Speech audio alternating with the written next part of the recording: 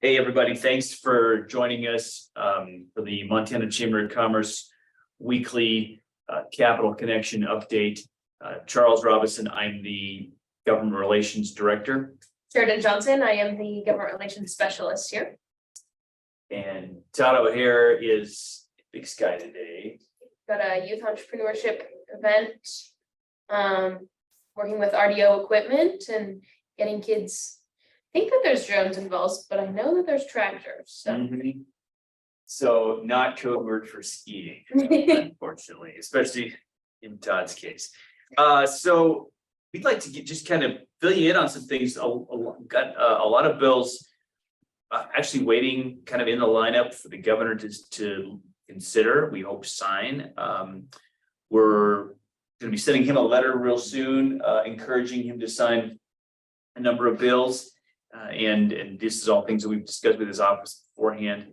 A couple that we've made some more progress this week: Senate Bill 216, our products liability legislation, and Senate Bill 93, our modernization for the ballot initiative process. Have both passed third reading in the Senate. They originated in the Senate, they were amended in the House, came back to the Senate, and have now passed their third reading in the Senate. So those will be just again sitting in the queue, a few ministerial actions to take place, but they will be headed to the governor as well.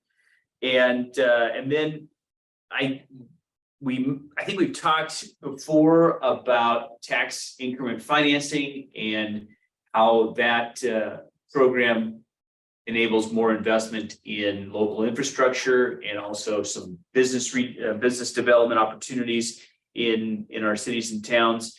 And there is unfortunately a couple of bills, or a handful of bills, that have really put TIF in their sights and would undermine that program. And we're happy to see that Senate Bill 523 was tabled. After you spent all Tuesday morning sitting in the hearing last week. It was we gratifying there in House Tax. We spent a lot of time talking about it. And then House Bill 925 is on the Senate floor today. We are hopeful that the Senate will reject it, but we're working with the Montana Association of Counties, the Economic Developers Association, individual economic development groups, of course, Shane and Dan and other local chambers of commerce. And so we're hoping to see that bill go down. And just a little more on let's see, in the environmental permitting space, Senate Bill 557, which deals with some of the litigation costs and some reforms to the Montana Environmental Procedures Act, amended in the House, back in the Senate. That is a bill would be very positive for development, especially energy development and new electricity projects.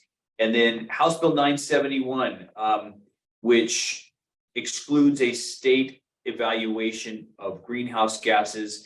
And the point being, there's not a federal standard. Even Congress hasn't acted on this. And the amount of emissions that potentially can occur in Montana is infinitesimally small, that doing such an analysis wouldn't yield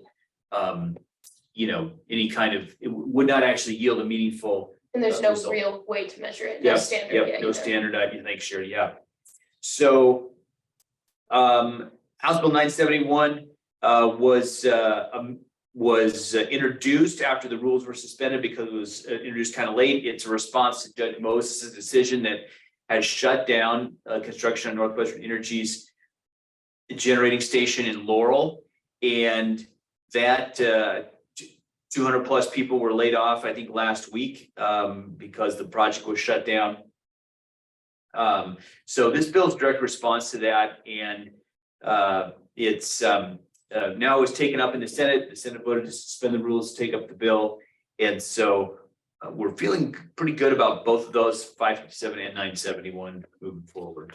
971 will be heard tomorrow morning in Senate Judiciary, I believe. So if you're interested in that, and if you aren't here in town and you want to testify, make sure sign up by 5 p.m. We can help you with that. Most of you on here know that like the back of your hand at this rate.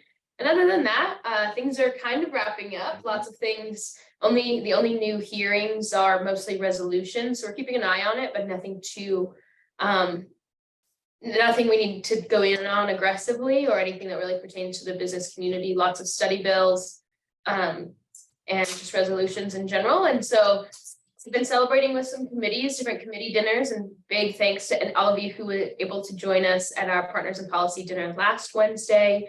Had a really great turnout of legislators and lobbyists and our board that got a legislative update, and then we just got to say thanks to all the folks that we worked with this session, and it's been lots of fun. Yeah,